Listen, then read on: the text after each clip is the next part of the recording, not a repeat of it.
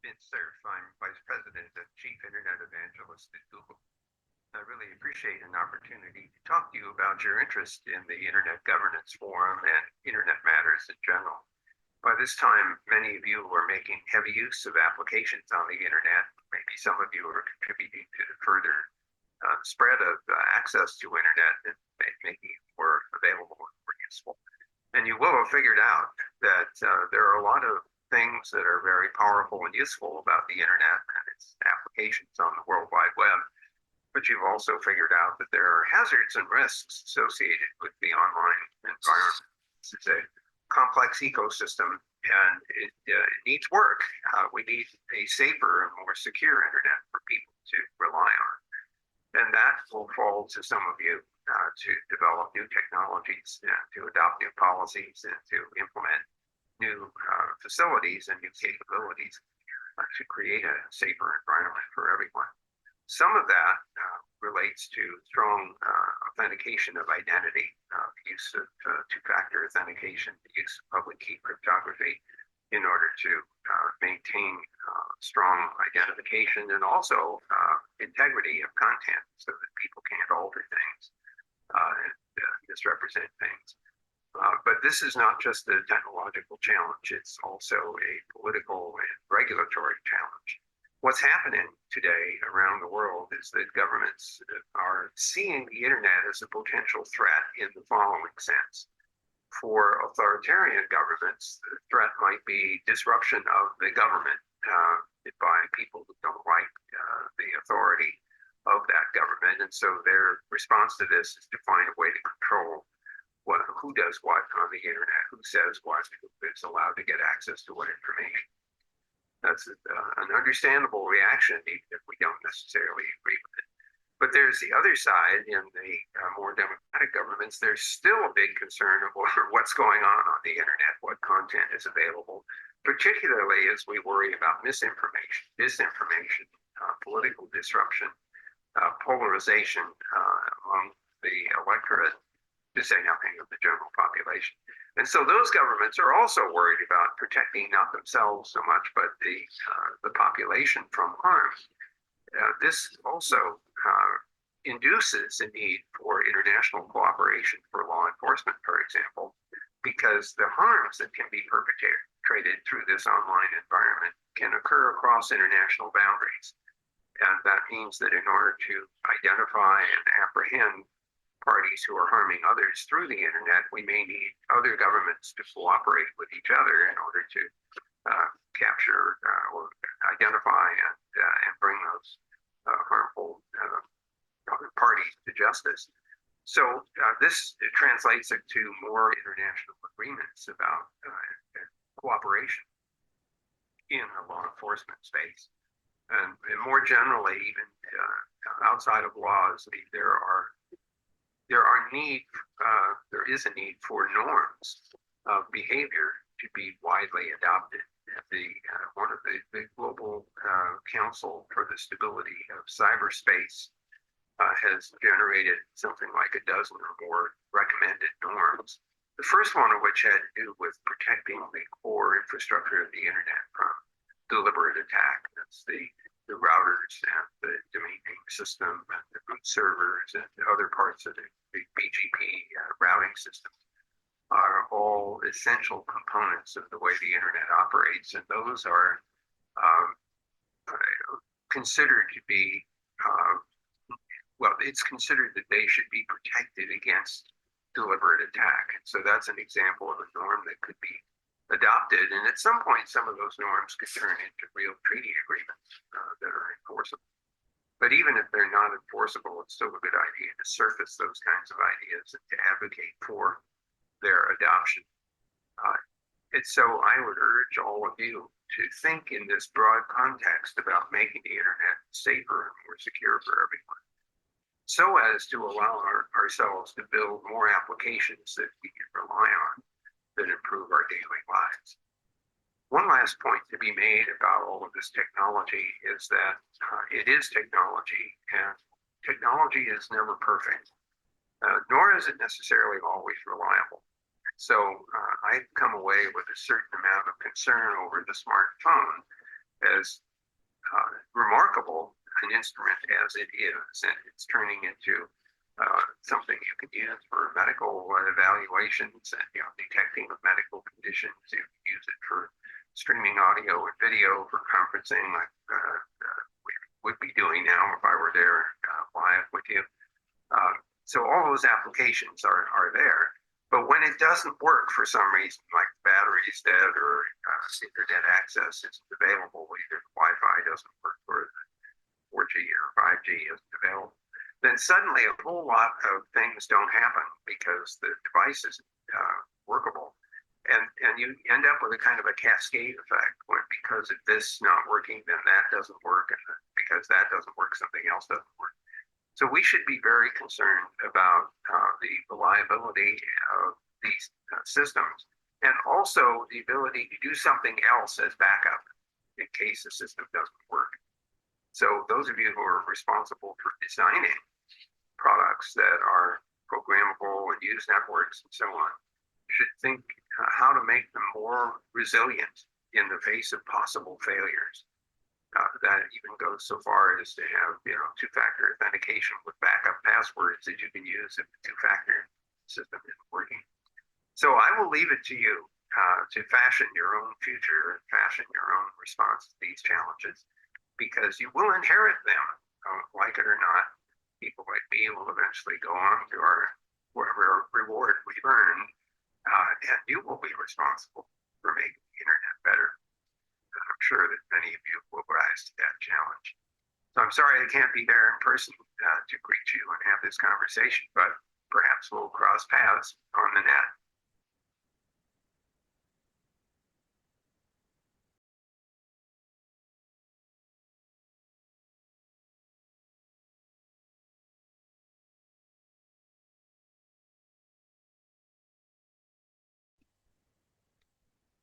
Hello, dear guests. We try to solve, I'm together with my colleague, with Mrs. Kajuland, and we are in the European Parliament with the guests from Internet Governance Forum, Youth IGF, and yeah, we try to make sure that you'll hear us and I will hear you on the big screens in the room. Otherwise, we will use this technology also to be heard by you, and soon we'll start the discussion here. I hope technology will help us. Maybe it will take 2-3 minutes more. Thank you. Okay, we will wait. Christian, thank you. Thank you.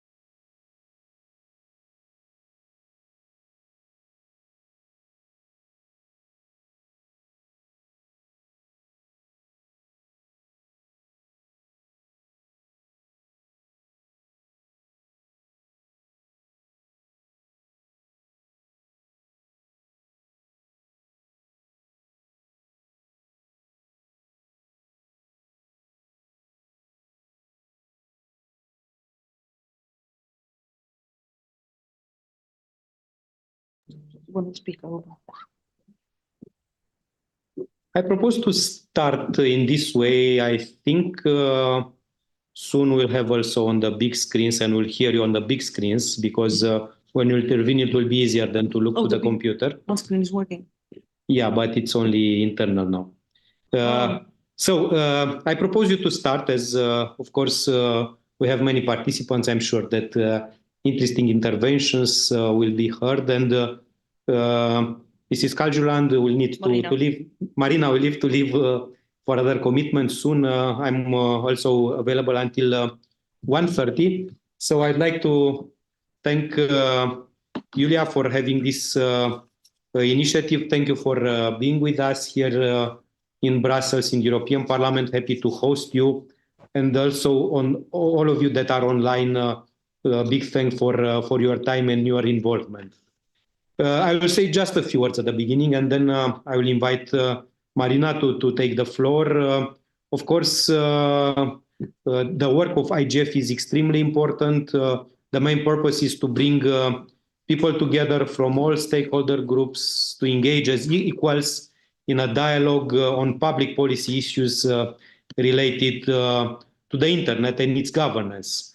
And where appropriate, to make recommendations to the international community, to the policymakers in the member states, but also at the international level. And European Parliament, of course, is very interested to hear ideas and suggestions from you. We first sent an ad hoc delegation in 2005.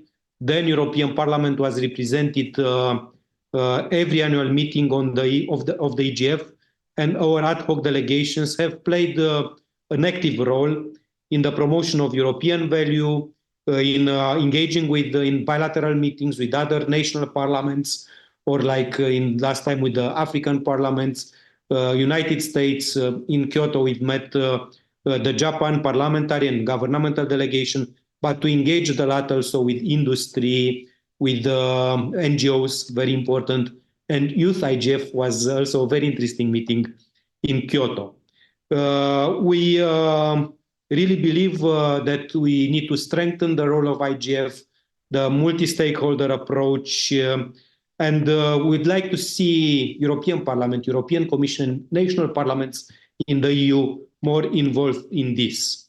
For the next legislative term, we'd like to strengthen the role of the ad hoc delegation to maintain a longer-term political agenda and to develop the necessary networks to pursue it and engage with more IGF members.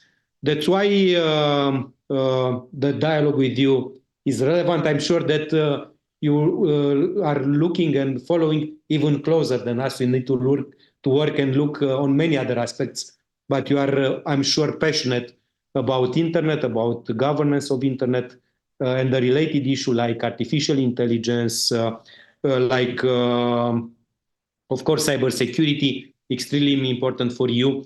So it will be useful also for us to hear you and to take account of your proposals. And we are approaching European elections. Some of those that were part of the ad hoc delegations will continue, and I hope they will be part of the network that we like to create as a permanent network in European Parliament, not just to have a delegation from several committees and then next year another delegations, and from time to time colleagues that are changing, just to be aware about this, to have a permanent informal group on Internet Governance Forum. Some of the colleagues that will join will be new. So it is the momentum to pave the way for the next 5 years term of the European Parliament. By saying that, I will stop and I kindly invite Marina, my colleague, to take the floor. Thank you, Christian. And it's a real yes, yes, and it's a real pleasure to be here. And welcome to Brussels, and welcome to those who are online to following us online. My heart belongs to cybersecurity. I've been in cybersecurity for I don't know how many years, and I've seen that cybersecurity and digital topics, they need diversity. They have to break stereotypes. And they need people with very different background. I'm a lawyer by education, and I've been in my country's foreign service for 25 years. I've been Estonian ambassador to 6 countries before I came here.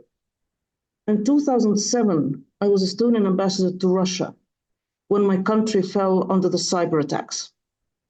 So I come from Estonia, a country that has been online for almost 30 years. The only country in the world that is doing online voting and about 3,000 services online, with digital ID, with full security and trust towards the security. So 2007, I didn't have a clue about DDoS attacks.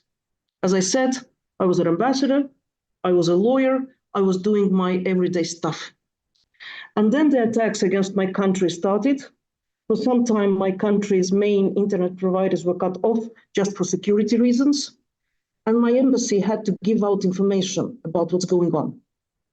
So in 15 minutes, I had to learn what DDoS attacks mean and go and talk to journalists from CNN and all the other sources and all the other news outlets. And that was the first lesson, that today ICT came to stay. It will not disappear. The sooner we understand it, the better for us. And there's no difference whether you're a member of the parliament, whether you're a teacher, you're a diplomat, you're a sports person.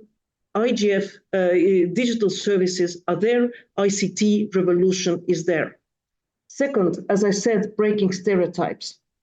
I remember listening at one of the conferences to Alex Stamos, who then was chief information officer for Facebook. He was still at Facebook at that time.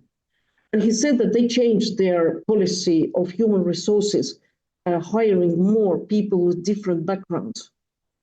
If I talk about cybersecurity, then internationally, for years, it was a topic for rich white countries. We did not reach out to the developing world. We did not talk to them because we thought that we, rich white countries, can solve the problems. And now we're surprised when we see that the developing world is trusting on some matters more Russia and China than us. And I would say it was our huge mistake that we did not engage with all stakeholders and that we did not engage with different geographical regions and developing world. My third point, nobody has proved that services online are less secure than services offline. The challenges are different. The human factor is there. You can never create a system online or offline with zero challenges. The risks are always. You can never exclude all the challenges, but you can minimize them. So I mentioned online voting. Take the same system. Online, yes, there are specific challenges, but we've seen how also votings in real world can be challenged, violated, votes disappear, lists are not perfect, people are standing for 8 hours in a queue to cast their votes. So there are also challenges. And we have to face them. And I think that IGF and different communities, different stakeholders have a special place here. For years, when Windsurf, I don't know whether you listened or not, maybe you can listen to it later, to Windsurf's excellent presentation. When he invented the godfather of internet, it was supposed to be open, available to everybody. So far, when we talk about cybersecurity, it has always been in the hands of governments. Governments have been those who said what to do, what security is, how to tackle security, how to face the security question. Digital, for the first time in the history of mankind, governments alone can't do it. Because where are the smartest IT geeks? They're in private sector. Coming from Estonian government, I can tell you that we could never afford hiring the best IT experts that are working for private sector, so we had to find ways of cooperation. I would argue that public-private partnership has a completely different and next level meaning for digital affairs. Academia. For years, we're discussing whether international law applies to cyber and digital affairs or not. There are some countries that want to introduce new conventions. There are some countries, like-minded countries to which European Parliament members belong, where we say that at the moment we do not need new pieces of international law. We just have to see how existing international law applies to cyber. But we can't do it without academia. We need the brains, the smart brains, who look into the topic and propose to us the solutions, and then we as politicians can make a difference. And now my final point, as an introductory point, I'm really happy that there is a youth track, and I'm really happy that there is a parliamentary track. It started in Germany. You mentioned the year. I don't even remember what the year was, 2014, 2015, whatever. But there is a parliamentary track. Because to have smart laws, you need smart politicians. And in this House, 705 members of the European Parliament, yeah, and sometimes I get so frustrated how conservative this House is. For example, try to say digital ID to Germans and they go crazy because they're sure that it will be an additional mean in the hands of their governments to spy on them. Say digital services and people see that it is a mean of providing additional digital divide. I'm saying no. Digital services are an additional option. You can do it in real world like you like to do, but you have an option to do it online. My mother is 98. She's doing her banking transactions online. She's voting online, she's Skyping. Although when she was younger, when she was 90, she preferred to go to the banking sector, to the banking office, because she wanted to talk to people. Now she's doing it online. So it's a stereotype that, that online services are only for smart, young people. They're not, but they have to be targeted very well. And the question of trust. You have to trust. If there is no trust towards the government, if there is no trust towards service providers, if there is no trust between consumers and service providers, it's not going to work. You can create the best services, but if people do not use them and do not take advantage of them, it's useless. So my advice, well, in the European Parliament, you can find lots of materials we've been doing here. And I would say that during these 4 or 5 years, we adopted many pieces of legislation. What's important now is how we're going to implement them. On some topics, I think that the European Parliament, EU, is global path leader. Like it was with GDPR, you remember how much criticism there was. And in the end, even American private companies and tech companies were asking their government to have law of the same kind. I would say that also on Artificial Intelligence Act, we are global path leaders because nobody has adopted anything like we have done. Is it perfect? Of course it's not, because it's happening in the real world, but at least it's the first step. So the next term, we'll be looking how to implement all the brilliant acts that we have adopted. And to you young people from all over the world, pressure your governments, pressure your politicians, go digital. Because if you don't do that, you will lose a lot. Others will do that, and you will be catching up. I'll stop here. Thank you. Oh, it's closed. Mm-hmm. I was. Thank you so much. I will invite Julia to introduce the network and to... Oh, we started before, too early. Share a little bit the discussion.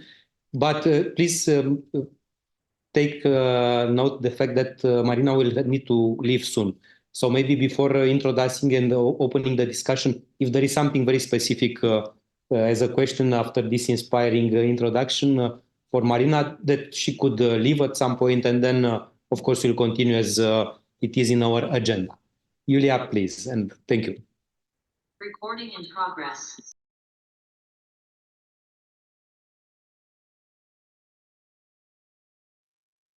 All right. So yes, I think we need to work like that.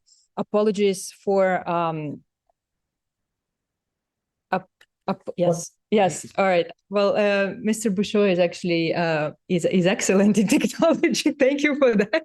Thank you for, and apologies for a bit of chaotic on-site online. We have a lot of people online as well. I hope you will appreciate their presence from all EU countries. And we have a group of amazing young people because we had this exchange outside actually of the European Parliament, very motivated to get and to bring challenging questions and suggestions. And even this meeting actually reminds me a little bit IGF in Azerbaijan, when everybody were, wearing the headset, so to listen to each other, but it worked at the end. And so we have to connect all to Zoom, so to be able to discuss with people online. So to be very short, Julia Mornes, I'm the founder of the Youth IGF, and we, with a number of young people, actually from the European Union countries, we had the idea, to organize a Youth IGF European Union, because that was lacking. And after a sparring exchange in Kyoto with the delegation of the European Union and led by Mr. Bouchot, we, decided to propose this meeting. And as you see, it worked well.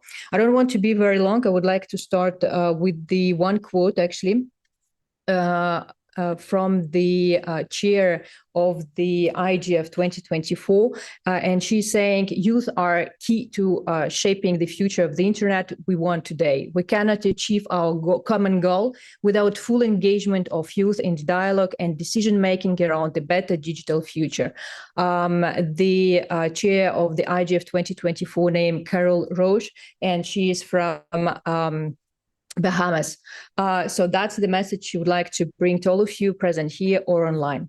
And we wanted to start this conversation. We do know that Marina Kaliurent and Christian Sylvie Bouchot, you don't have a lot of time. At some point you will leave. So we wanted to start this conversation, by gathering a few questions from the young people, because we did this work before the meeting, and to challenge you a little bit with a few questions, like a kind of a dialogue of very short ones. And I think the very first question it will be very interesting. And Marina Kaliurent, I might, if you allow, I will turn to you.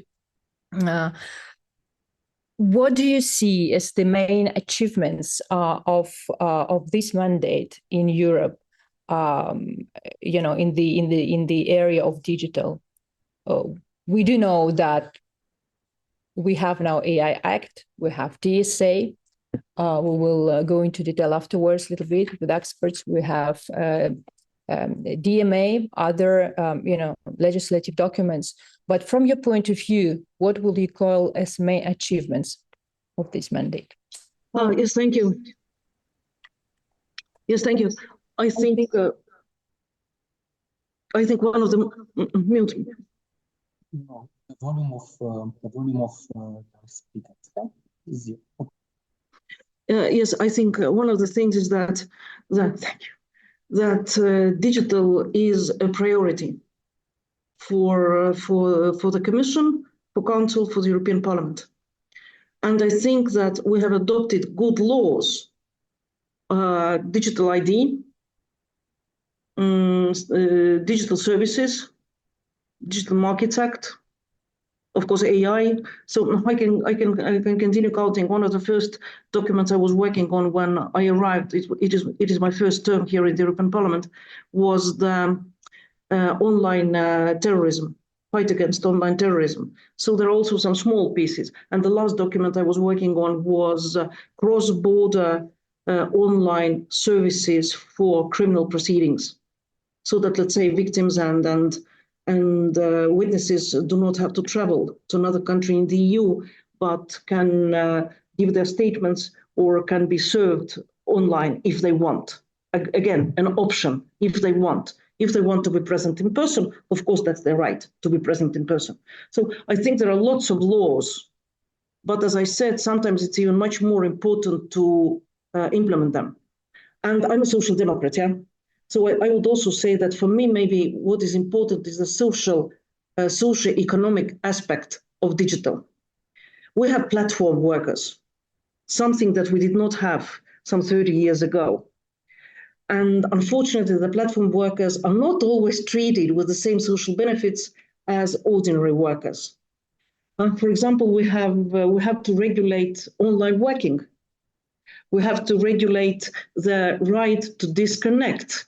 It might sound crazy, but yes, we are at the stage where sometimes people feel that they have to be online all the time. They have to answer phones and messages and WhatsApp during Saturdays and Sundays. So with digital also comes the obligation to protect our people. So I think maybe these the last two ones, right to disconnect and online working conditions, they're not being even negotiated yet. We have asked in our resolution, we have asked Commission to prepare the draft. But as to the platform workers, I understand that finally there was or wasn't consensus a week ago. Okay, here I know that it was discussed a week ago. They're very close to finding consensus, and unfortunately, the countries that are against are France, Germany, Greece. My country was also on the list. We were able to convince my government, but these three countries are blocking the rights of platform workers. So still have to work on that. Thank you. Now, switch this. This mute. Yeah.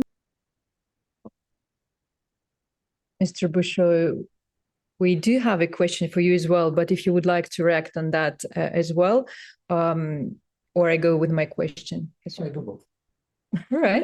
So we do have a question actually on satellite internet. We do know that you worked a lot on that question. That's a question which is about to be discussed everywhere. I remember this conversation I had with Windsurf in Kyoto, and he was saying that he sees the future of the connectivity and of the internet as being the satellite internet. We can imagine there will be competition in between countries. We do know that the satellite systems exist in 4 countries. Well, if we take European Union as being, one entity in 4 entities in the world today, but where do you see actually the place of the European Union in that competition? Well, first of all, will it be the competition for the satellite internet? And secondly, where do you see the place of the European Union with the Galileo system and the satellite internet? Thank you. Thank you so much. First of all, I totally agree that it was one of the most active period and legislator in terms of digitalization. And clearly, AI Act is extremely interesting because it's one of the first in the world regulating the artificial intelligence, or at least looking to this from the perspective of risks and how this could be addressed. Then, of course, DMA and DSA with a lot of discussions related and with some unhappiness of the large platforms. But in the end, a middle ground solution, a balanced solution was found, settles the directions, and they're extremely relevant. Maybe I would add the cybersecurity legislation, very dear to Marina. And I here just to say that Estonia is a model for Central and East European countries. For my country, Romania, we used these examples many times in the last years. Of course, the situation is different, size and challenges, but clearly the determination and the solutions that Estonia found could be extremely inspirational for all European countries, and especially for those who joined European Union later, like my country, Romania. So in the cybersecurity, we made a lot, not only the NIS2, but also the European institutions, cybersecurity related, and all the other aspects that we try to regulate and give the right framework. Also the role of ENISA. We have a center in Bucharest in order to coordinate the research and use the tools, Horizon and others, to come with the necessary solutions. So here, a lot of work done in the last 4 years and a half, last 5 years, and important achievements. Space was also a priority, and it was also, I have to say, due to the involvement of Commissioner Thierry Breton, and the team of Mr. Pesonen in DigiDefis. We have an enhanced role of our agency, EUSPA in Czech Republic, in Prague, with less issues of incidents and a lot of better participation in the programs. We have this EU Space program, extremely relevant for SMEs also to come with solutions and cooperate among themselves, not only to the large companies and large space companies, which are not only space, they are also defense and airspace. And clearly, the secure connectivity is extremely important, because the aim is not to have any place in Europe without internet coverage. For that, we managed to mobilize some funds. Of course, we need to continue to launch satellites to pursue with this program. It's on not only Galileo and EUSPA programs, also the cooperation with ESA is extremely relevant. It will be competition in space for sure, for all appliances. For internet satellites, maybe, but here, of course, we need synergies, we need cooperation, and we need to ensure, and it's one of the goals, to have a free and open internet for everyone. So for this, competition is clearly good, as always in life and economic activities, but we need to build also on synergies and complementarities in order to ensure fair access to internet for everyone and universal coverage and good speed, good access. Yes. Please, Marina Kalyurand. Thank you. Yes, thank you. As I said, cybersecurity is close to my heart, but I have not worked on these topics during this parliament term. I've been doing more fundamental rights, privacy, and things like that. But on cybersecurity, I just wanted to add to what was just said.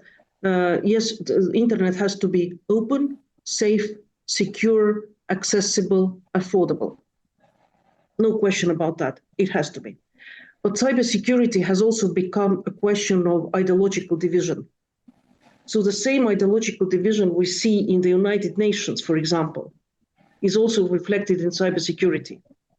Like-minded countries on one side, Russia, China, some other countries on the other side.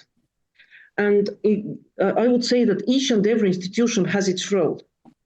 UN definitely has its role for cybersecurity, but I do not expect UN to be able to agree on something binding.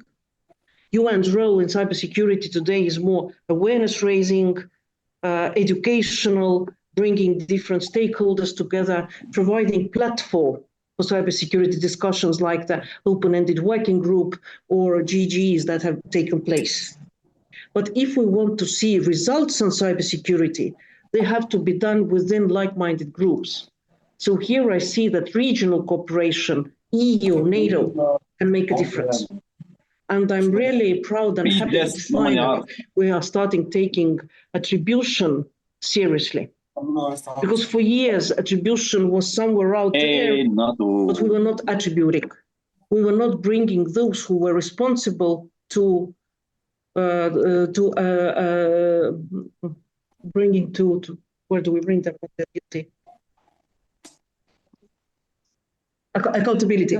Yeah, bringing to accountability. Now it's happening, and it's a big thing. So I see progress, but I also see that different international organizations have different roles. And I do not want to underestimate the role of the United Nations, as I said, as a multi-stakeholder model and as a place for bringing together different points of view. Excellent. But I do not expect UN to be able to agree on how to apply international law or how to make progress in cooperation on cybersecurity. Here I'm looking towards EU and NATO. Thank you.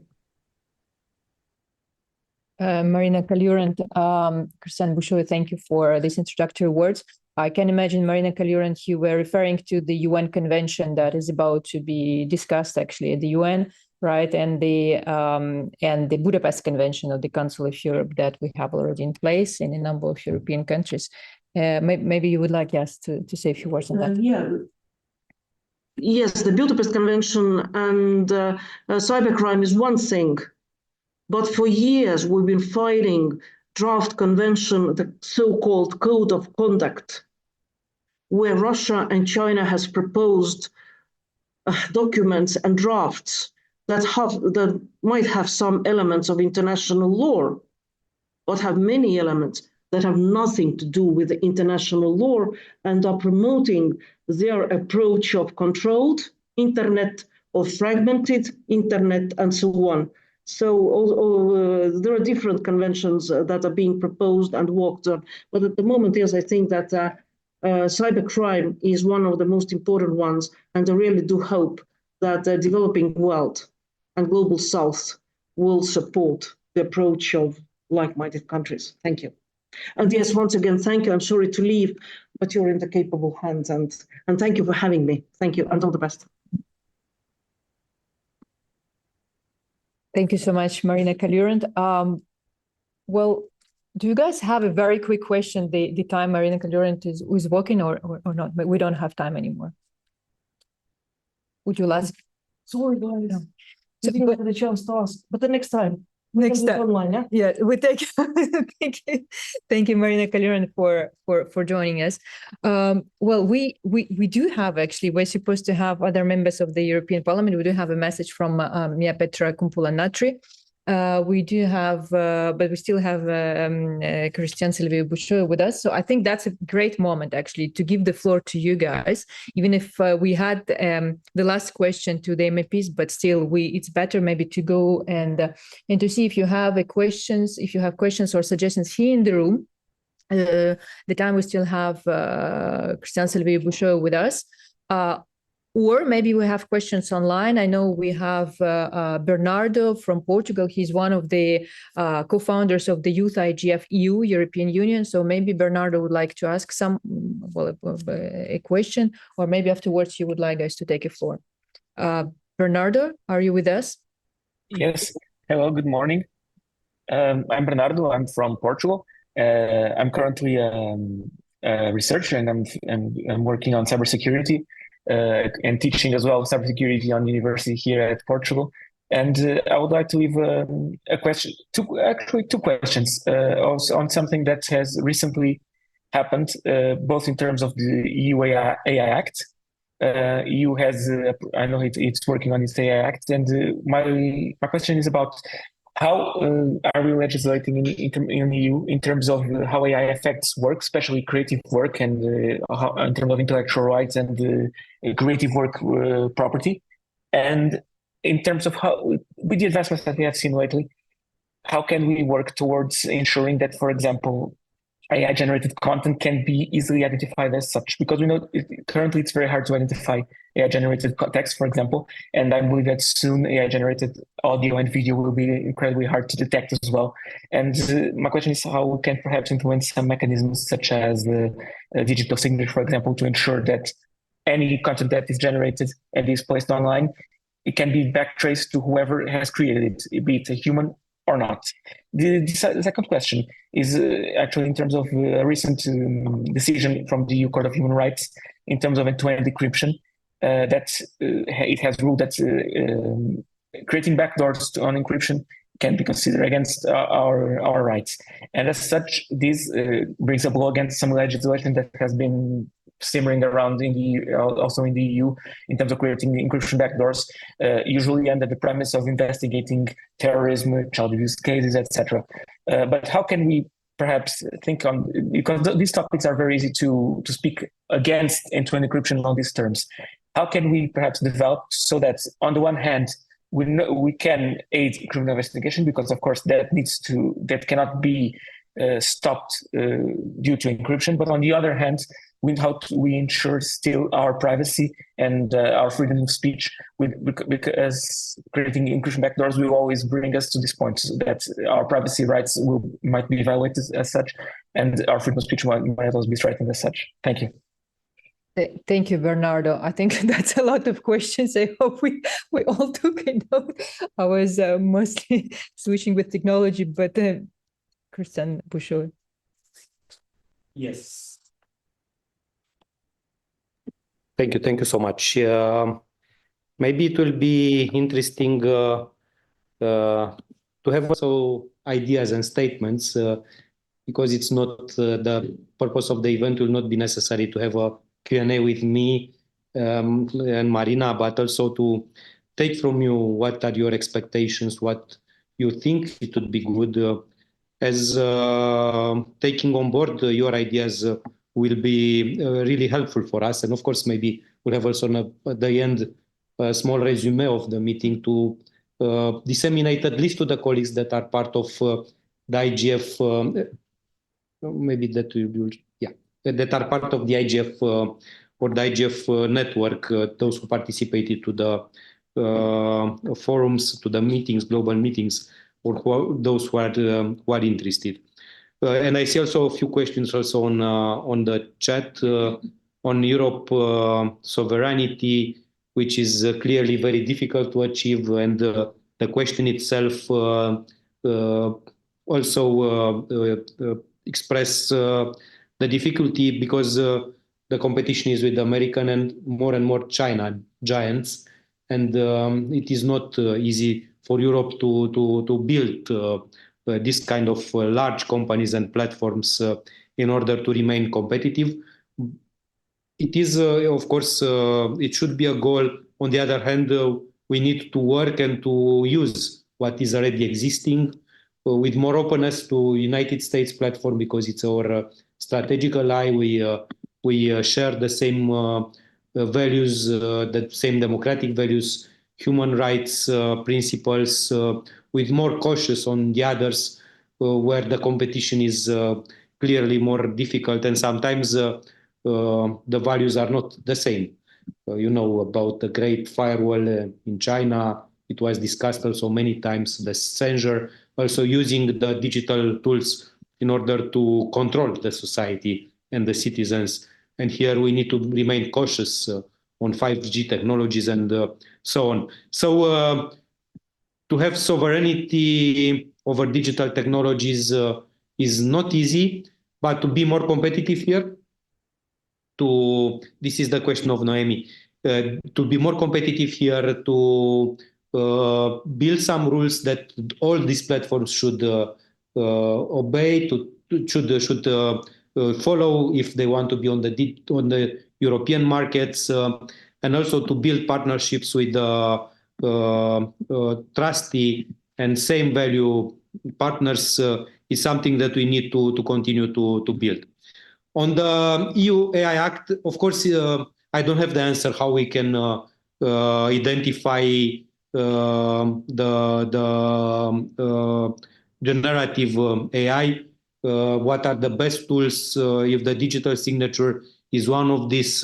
I'm sure, Bernardo, that you are more specialist than me on this because, as I said at the beginning, clearly you are passionate and you follow much closely in detail. The idea is that we build this legislation, we look to these platforms, to these solutions, and we try to categorize on risks and to see how we can regulate this.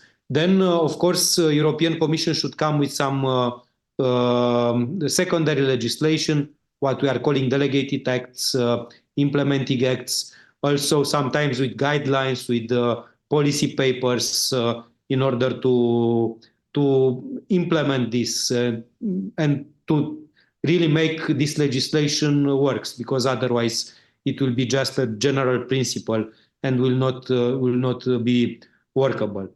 On encryption and how we can find the right balance between fight against crime, about not only cyber crime but also the classic crimes that are using platforms to communicate between themselves, smugglers, criminals, traffickants, but also to preserve privacy, because we need privacy even in the democratic countries where the surveillance cannot be in place without a strong judge decision and without following the law.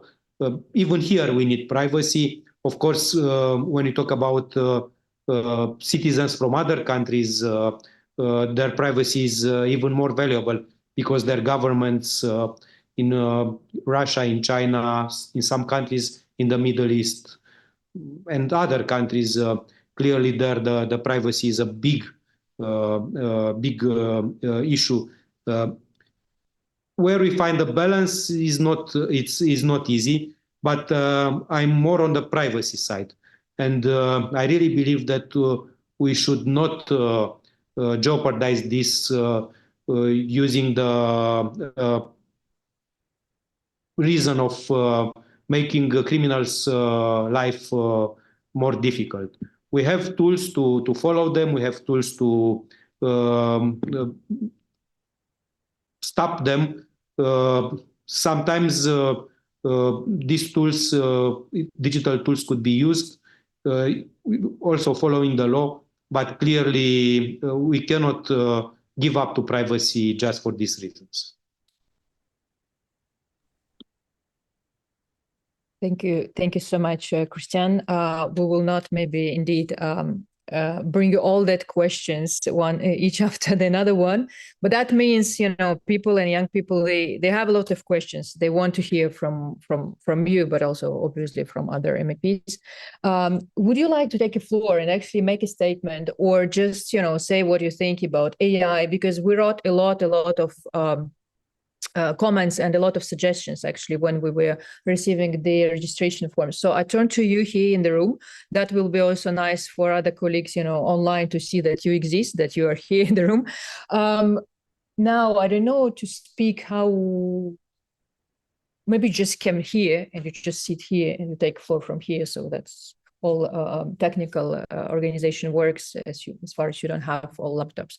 So please, who would like to say something about what do you think about AI? What are you missing in the EU, from protection perspective?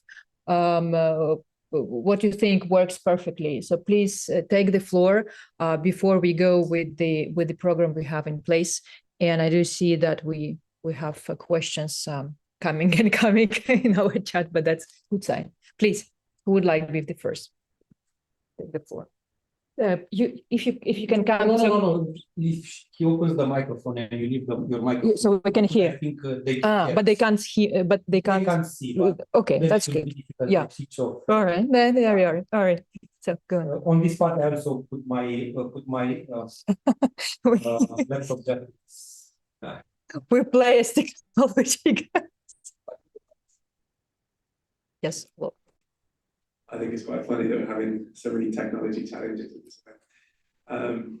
I think to build on Miss Marina, the MEP who very kindly spoke at the opening of this section, on the role of digital and in this case it wasn't AI, it was DDoS attacks, but AI in the digital side. And I think the role this is increasingly going to play in our conflict. I think we need to see a really clear, a clearer understanding of how international law and international humanitarian law specifically is going to kind of recognize the threats that exist solely in cyberspace and the threats they can have on the well-being of people who are in situations like conflicts or more likely situations of hybrid or asymmetric. And alongside that, I think we need greater clarification on the active responsibility of states to prevent this, as opposed to just creating new frameworks. And I've seen how the cyber domain can be integrated in existing frameworks to protect communities in our.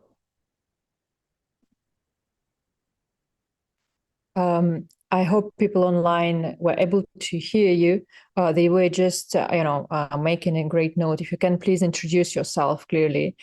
So they were looking for your name. And also, people here will also know this. Thank you for your statement. Shall we take another one, please? Please go ahead and introduce yourself. Next one.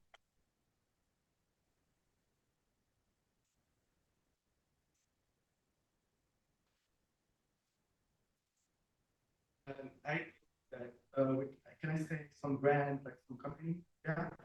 Okay. Well, we all know that OpenAI are trying to find some program actually to everyday really important. Yeah, it's our responsibility to find some solution because I'm a citizen and I want some security, like personal security. So yeah, what measure can we take more than what the European Parliament and Union found because like laws and all this things. Thank you. Thank you for a few thoughts indeed. I think also there were a part of question. We will probably, depending on Mr. Bouchot, will be back to that question as well. Shall we take another one, another statement from the room before we go? We do have actually the message from the MEP, Mia Petra Kumpula-Natri, and I would like also, to show it since we still have MEP Bouchot with us. So please, another statement. Do we have another one?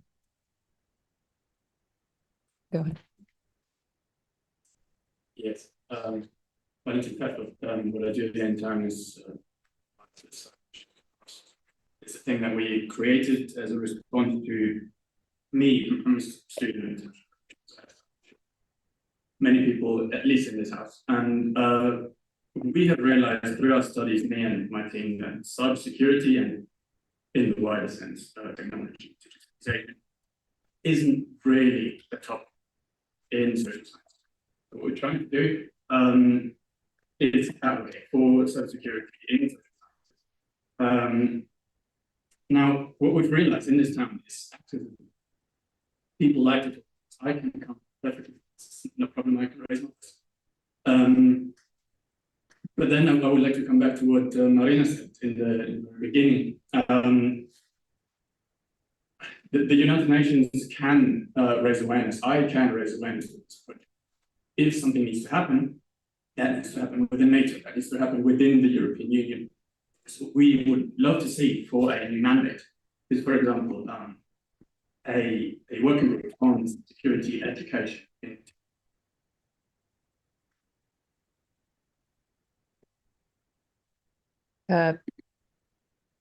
Thank you for your statement. Yeah, indeed, people online have a bit of difficulties to follow because we are going to be with laptop, but still great. Do you allow me to show the message of MEP Kumpula-Natri? She was not able to join, unfortunately, but she was very kind to to record a message actually while traveling. So I think and that's a great message, and you will hear for yourself.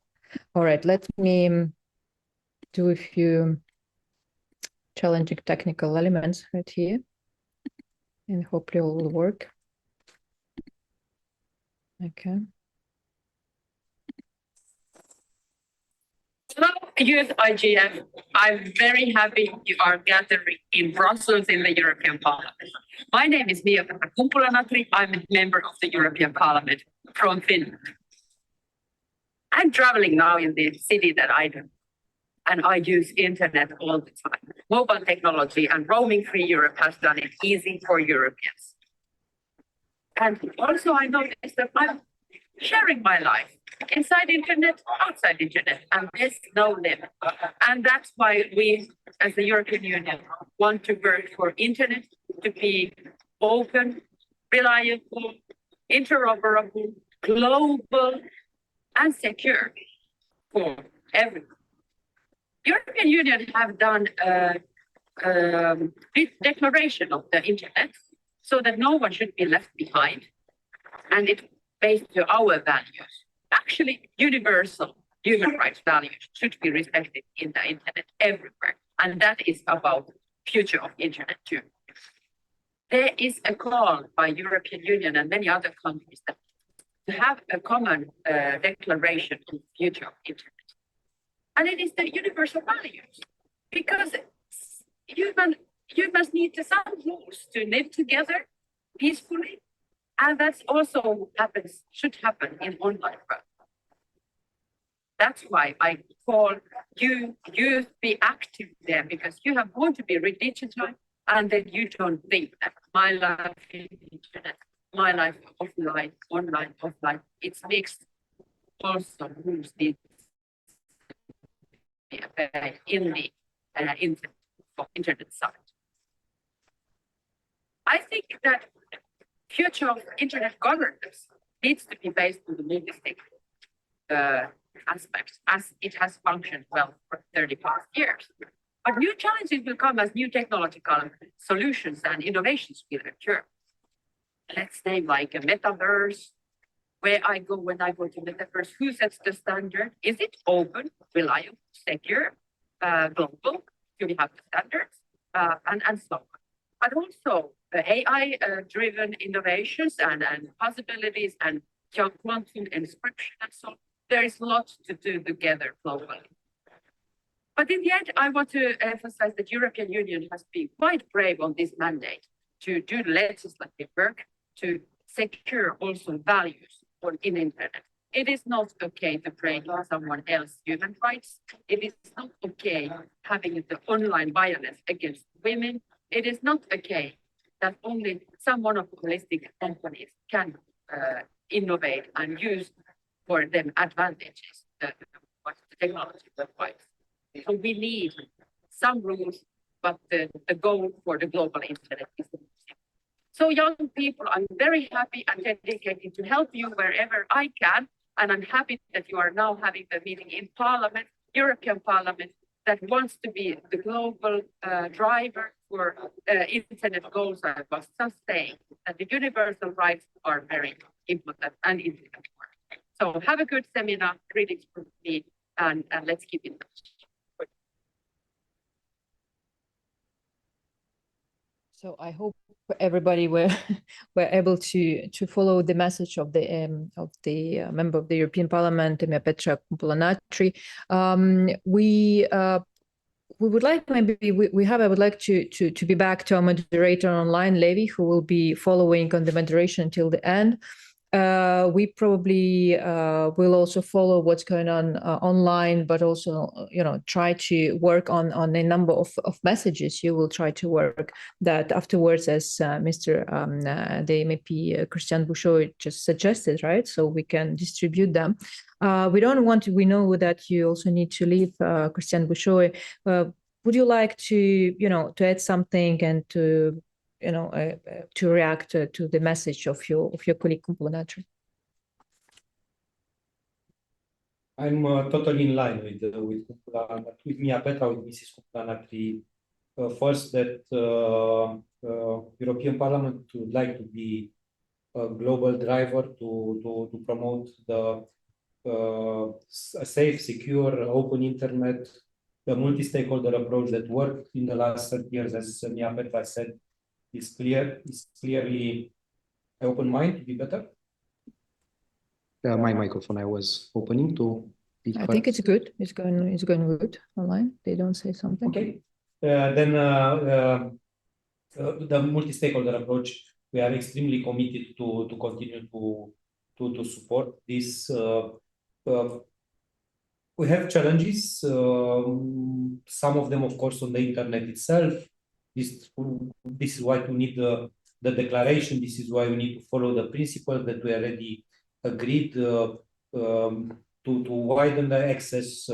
There is also the problem to increase literacy. One of the first questions was the education online and internet governance relation to the education online.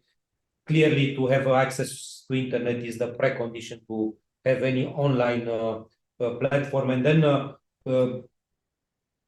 members, institutions, academic institutions, national authorities should be encouraged to use internet and online platform in order to promote education online in a formal way, via curricula, via schools, via national programs, but also on informal way, as unfortunately young generation is very much influenced by a lot of content on media platforms that are not necessarily educational. If we look to the TikTok platform and what is promoted there, what is there as the main and most popular content, and not only, but this is, in my opinion, the most challenging problem. And as a father of a daughter of 8 years old, so the most sensitive age, now in the coming years, of course, I'm concerned about the access of very young generation. I'm not talking about knowledgeable and extremely well-educated and students, people that are here that can have, of course, can make a difference between the quality content and the bad content. But for the very young ages, this is an issue. So online education is extremely important and should be a priority for the future. And it's also a good idea to have cybersecurity education more and more included in the curricula from an early age. I'm not sure how is this possible practically now, but as the IT lessons and the IT curricula is already there, to add the cybersecurity education will be extremely helpful, as more and more people will be reliable on digital tools. And beside disinformation, misinformation, this negative and bad content that can influence our behavior. Of course, more and more we have problems with our personal data, with our assets, as most of the payments will be online, and most of the assets will be related to the online services. So cybersecurity education will be extremely important, not only for curricula or for students. There are, of course, more advanced solutions, but for the whole generations and the whole population. What are the individual measures? Not easy to say. And for the moment, we just, as I said, achieve the political consensus on the main principles, general principles. How this will apply? This will need to be translated. Here, education and raising awareness is key. In order that at the individual basis, we should look critical to the generative AI to protect from some of the dangers there. Legislation can do up to a point, but otherwise our personal knowledge and our personal literacy on this will help even more than what institutions and other bodies that will be empowered by the legislation to act. And of course, those who are issuing the generative AI that will follow these regulations, because in general they are responsible big companies with also a reputational dimension, extremely important to protect, will follow these rules. So it will be their own, but sometimes it's also our own behavior and our own knowledge on this. I stop here. Thank you, Chris and Sylvia Bourgeois. You got the message. Thank you we have to thank you once again for hosting this event, for accepting to play the game a little bit of technical team, I have to say. And thank you for supporting the Youth IGF, but also allowing this first meeting to take place. I can imagine, as you proposed, we can make this an annual event with best arrangements next time. But still, the most important thing that will be your message that we will definitely distribute to all MEPs, and send to your office as well. Thank you so much for joining. I'll go back to Levi, but maybe if you allow, please. There are no other questions for me. I'll go a little bit earlier to the next meeting. Yes, so please. There is a question. Okay, we have a question. Guys online, we're a little bit late, but please allow us 2 minutes of your time, and we'll go back to the agenda. Please go.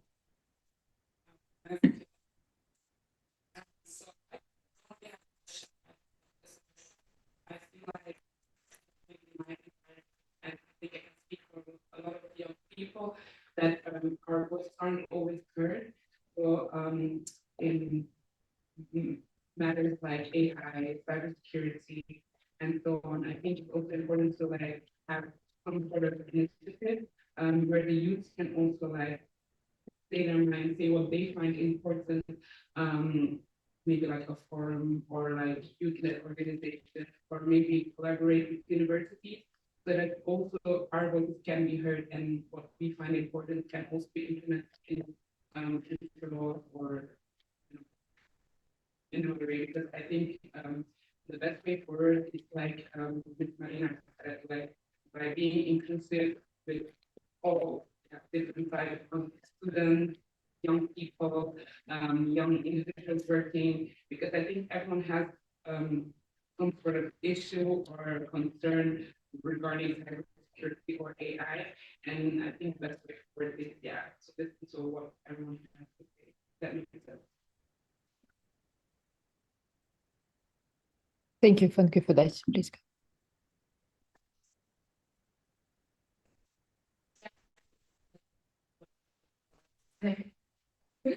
So my question is about globalization and making it universal. What is the involvement of the private sector or other developing countries, not within Europe? And what sorts of synergies are there in place that are helping during process of creating and because majority of the people are not in government. Majority of the normal day-to-day people are traveling. So how are they involved? Do they know? Because I personally, unless I personally go and check, or I'm interested in that sector or in that topic, that's when I get the information. The information is not out there. The legislations are not out there. We know about TikTok, we know about all other sorts of platforms and apps, but what is their involvement with it? I'll give an example. I'm from Kenya, and mobile banking, something that Marina mentioned. We started mobile banking around 2007. It was the biggest thing that then I think worldwide at some point. It should go down to other African countries to become huge. I'm not talking about like what we have here, like an app from the bank that you can access for internet mobile banking. Started in Kenya, but the rest of the world is not catching up. So we started a long time ago. And this is that synergy that if you become more inclusive and involve more people, not necessarily within Europe, or it could be representations of African within Europe, you could be able to tap into people with different knowledges, backgrounds, and elements of that. So I'm quite interested to see or to know what types of synergies are there. People.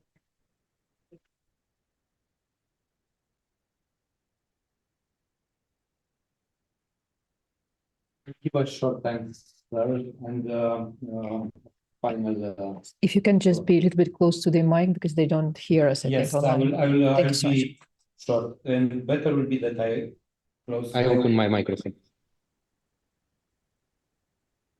Yes. I totally agree. So clearly we need to be inclusive and we need to hear the voices of young generation, as they know best what their expectations are, and they are looking to the future with more boldness maybe than other generations. We need all, of course, but your voices will need to be heard more and more on governance on the internet itself, but also all the others that are using internet and already is influencing our life, cyber security, artificial intelligence, and all the topics that we discussed. I agree that we need to work harder in order to make the legislation more friendly, available to everyone. Here it's the role of the institutions of the public sector, first of all, to make good legislation, to take into account all the inputs, and then, of course, when the legislation is there, to give quick and friendly access to everyone that would like to be informed. Legislation itself to be explained sometimes is difficult, just to look to a regulation, even for me. to a directive, it's good just to see the abstract, to have the main elements, to understand what you need to follow, what you need to use if you want to start an initiative, a platform, a business, or something, or even in your behavior. Here, we need more involvement and more to be more active in the public sector. Then on synergies in the private sector and how we can replicate different success models. And you gave an interesting example, as I was not aware, that in Kenya many years ago, before many European countries, maybe even before United States or some other countries, you have applications that worked on internet. Romania also is not the most developed country in European Union. It came later after some decades of communism. We still need to catch up with the European Union in many aspects. We made a lot of progresses. But the speed of internet in Romania, the quality of infrastructure, because we built later, even the quality of telecommunications in Romania is much higher than Belgium, for instance. And I can experience this every week because I'm 3 days here, 4 days in Romania, and the difference is clear with the internet access, speed of internet, quality of voice calls, quality of internet applications on the mobile phones, because the infrastructure is new. So it's clear that not necessarily the most advanced, rich countries are always the ones that are the best in all aspects. Sometimes you see ideas, initiatives, and applications that could work better. And we are pioneer, Kenya, Romania, and other countries in some of this. But here I don't know what the public and the politicians can do, except to build the right platform, the right framework, the right rules, and facilitate the dialogue between different stakeholders. Otherwise, it's also the role of the private actors to build synergies, to compete, but also to try to cooperate as much as possible. But we can facilitate this cooperation, and we can increase awareness about the existence of these opportunities to build synergies. This I agree with you. Not easy to do in practice, as you may imagine. It was my privilege to host in the European Parliament, and this is a commitment that I made as the chair of the delegation to the last Internet Governance Forum, and also the chair of the Industry, Research and Energy Committee in the European Parliament. Even that maybe my colleagues are not always available to the meetings, please be assured that they are looking to the issues, they are following the work that is done in IGF and what is related. And maybe if we have an abstract of this meeting with the most important expectations of the young IGF, I take the responsibility to disseminate this as chair of the ITRE committee, and Christina will help, of course, to my colleagues from European Parliament, all the 705 members of European Parliament. Some of them that are following, they'll see Youth IGF, maybe also will look to the content of the information. Others maybe will just see that it was an event that had some expectations, and you are active to promote your vision and to be taken into account. And good luck in everything.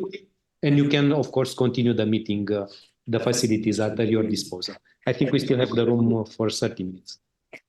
Thank you. Thank you, Cristian Silviu Bușoiu. Thank you for hosting us. We definitely can promise we will do that kind of document. We will also all work together online and on site right now. We are definitely late with the program. I just wanted to say that the questions we'll be discussing afterwards and the questions we will raise, they also comprise the questions from our friends from the Eurodic youth track that we invited to join today. Sadly, they were not able to be there with us, but we will include these questions to discuss. So you know that there is a great cooperation in the EU countries in Europe going on. And thank you once again. That was the first exercise for us as well to connect all these people, but it shows that there is technological challenges will be overcome. yes, but that shows that there is a lot of interest. That's why we are a little bit late with our initial program. A lot of interest in discussing with the MEPs, but also discussing among the experts. And thank you so found much. solutions to overcome the challenge. When we have the signal of internet all works. Thank you so much. Thank you for being with us. I would like to be back to Levi, and I would like also to thank obviously all other MEPs. Brenda Benefei actually was just able to join at 12, but not later on. Kumpula Natri, Mia Petra Kumpula Natri, thank you to her team as well, and to the team of Marina Kaliur. And I would like to be back to Levi.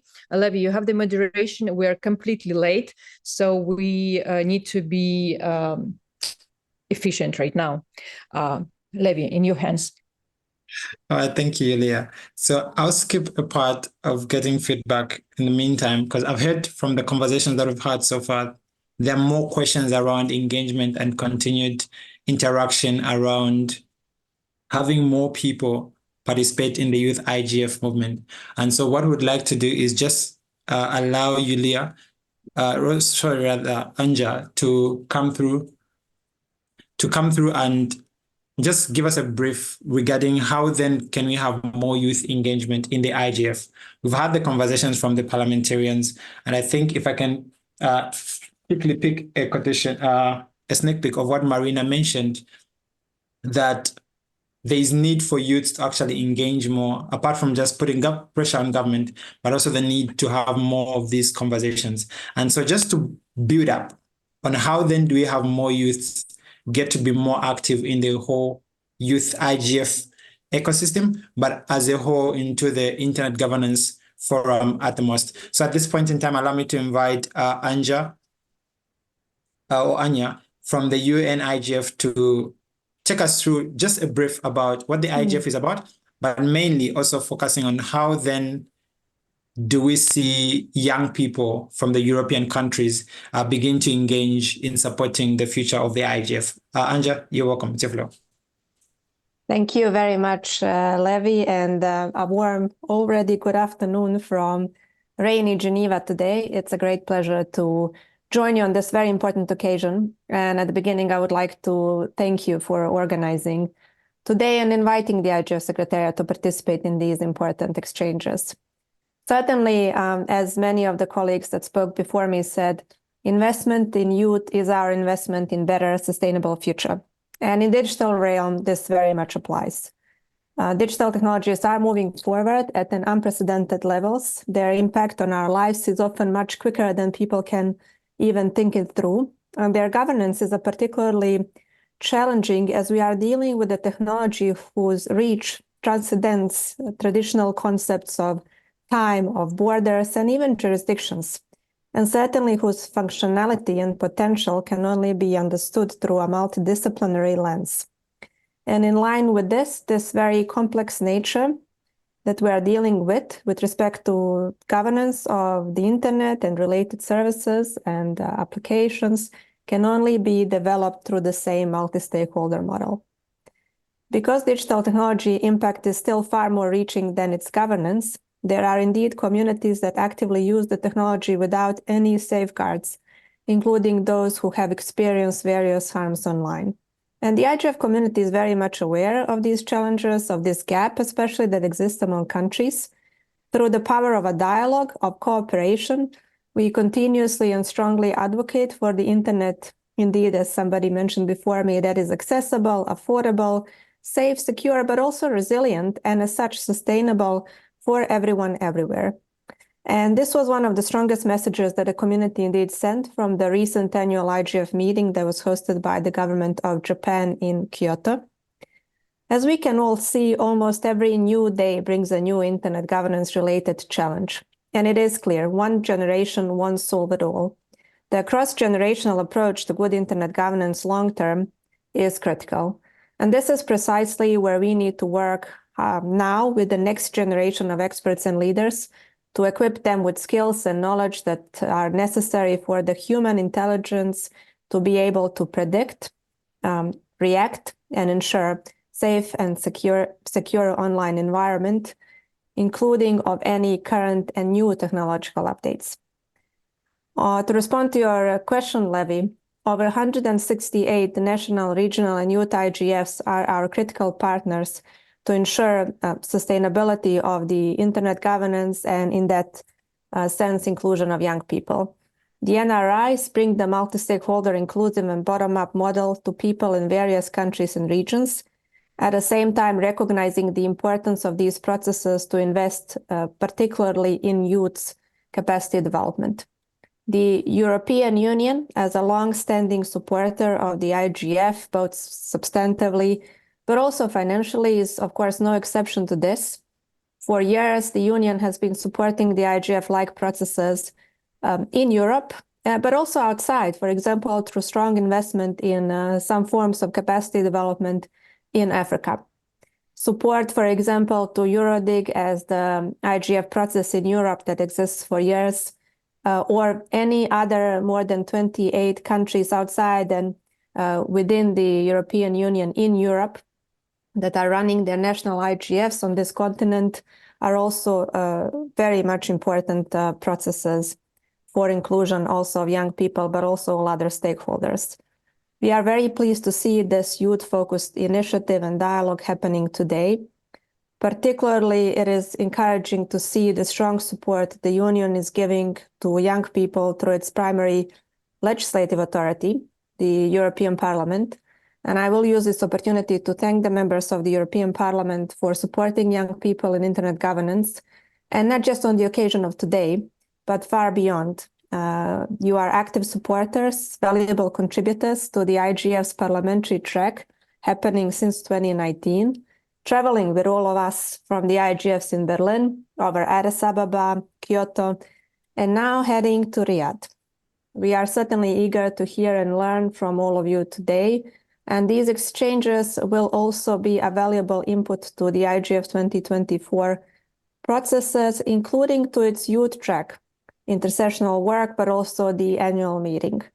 And on this point, the 19th IGF annual meeting will be hosted by the government of Saudi Arabia in Riyadh from 15th to 19th of December. In less than 4 days from now, the IGF's leadership panel, our multi-stakeholder advisory group, but also broader community will gather online and on-site in Riyadh to concretize the planning for this year's IGF work. Today will, I have no doubt, inspire the next week's celebration in Riyadh, when we hopefully will set the themes for IGF 2024, including our ways of working with and for young people around the world. And I use the opportunity to invite you to connect to our next week's meeting and be active contributor and active voice to shaping this year's IGF program and translating this vision of the internet that we all want into reality that can start its implementation at the 19th annual IGF meeting in Riyadh. Of course, that is not the only opportunity. We are very fortunate to have, as I mentioned, 168 NRIs. And I think, Levi, what you asked me, that is probably the most important critical area of the Internet Governance Forum ecosystem, because we have opportunities, we have mechanisms to work together. So it's a matter of us now individually to make sure that we are proactive and that we are part of those processes. For example, in June, there will be in Lithuania Eurodig hosted, and I hope that you can connect to that process as well. There will be a CDIG very soon also in Europe, the Southeastern IGF. There will be a number of other IGFs hosted around the world, and we are very fortunate that the internet has enabled us to just be connected. We don't have to travel to another continent to make sure that our voice travels from, for example, Europe to Latin America, Asia, Africa, and so on. And I hope that we can use that opportunity.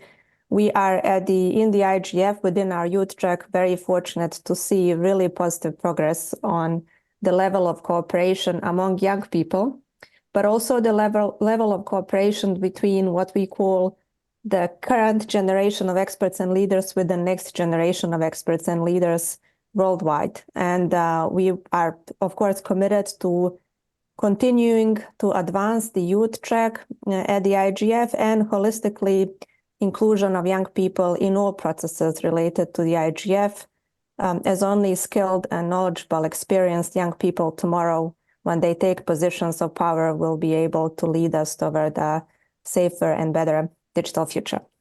With that, thank you so much for organizing this important event. Once again, on behalf of the IGF Secretariat, I wish you all success in coming up with good forward-looking ideas, and I look forward to the rest of our discussion. Thank you. Thank you so much, Anja. Now, with that said, I hope you can all look forward to how you can engage in the IGF ecosystem. Now, I'm moving to the next panelist, who is Steve. And just as I was starting, I have two questions, but I'll move one after the other. The first one is, what is the European Commission towards the future of the IGF? Steve, I don't know if you're still in the meeting. I think, if I may, Levi, we have Steve Sands with us in the room. So okay. I don't know, maybe Steve, do you mind if you kindly come here? I don't know if you're connected to Zoom and people can hear you and etc. Yes, I think we have this extra challenges for today's meeting because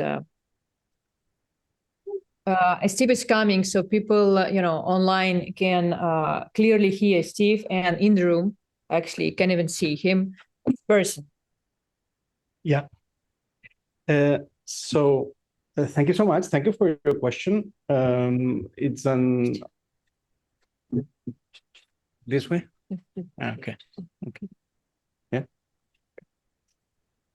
So first of all, it's an honor for me to be here in representation of the European Commission, and I would like to extend on behalf of the European Commission a warm welcome to the creation of the EU Youth IGF initiative. This initiative really marks a significant milestone in our collective efforts to empower and engage young voices in shaping the future of the internet. Quite recently, actually, our President von der Leyen said that the future of the internet is the future of democracy, which sounds like very strong political rhetoric, but I think it's true. And I think that we are seeing this more and more because we see actually many different internets being deployed around the world, and some of them are really not supporting democracy. They're supporting other regimes. So that's, I think, a very important topic that deserves your full attention. I think there is a strong understanding in the EU that youth are actually the primary stakeholders in the future of this internet. And it is also the case that it's imperative actually to involve you in real decision-making on how internet policies are being shaped internationally and also within the EU. I think Anya has said a lot about the support of the EU actually to the IGF. The EU is an extremely strong supporter of the multi-stakeholder model of internet governance. To the IGF in particular, we not only contribute to it financially, but we make our best effort to bring our policies, our ideas, our debates, our stakeholders every time that there is an IGF global, but also in the regional formats. And we will continue doing this for sure. But coming back, if you allow me, to the question of how we should practically, beyond the rhetoric, engage young voices into all these digital discussions and also concrete processes that relate directly to internet governance. The next 2 years are absolutely fundamental at the UN level.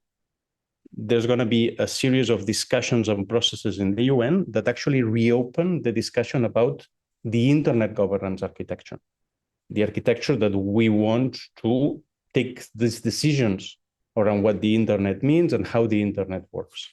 The internet is a decentralized technology. It's very important to understand. There's actually no boss of the internet, but this is called into question by many countries.